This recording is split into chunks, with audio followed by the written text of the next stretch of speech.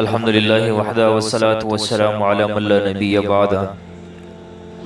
معزز سامعین کرام، آج کے ٹاپک میں آپ کو گردے کی اور اسی طرح پتے کی پتری کا روحانی اور دوائی علاج بتا دیتا ہوں۔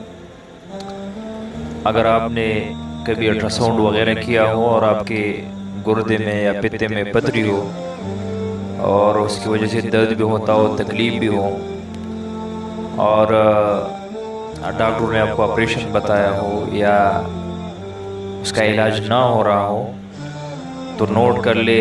پہلے تو آپ کو روحانی علاج بتاتا ہوں۔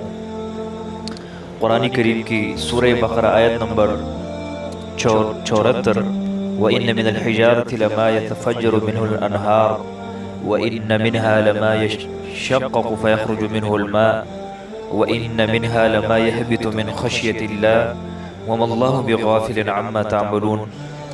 اس آیت مبارکہ کو 41 بار پڑھ کر پانی پر دم کرے اور اس کو پیتے رہے جب تک کامیابی نہ ہو تو پیتے رہے۔ انشاءاللہ تبارک و تعالی اللہ تعالی شفا عطا فرمائے گا۔ اسی طرح اس کے ساتھ وہ اشیاء جو پروٹین پیدا کرتی ہے ان سے پرہیز کرے اور پیٹی غذائیں کھائے۔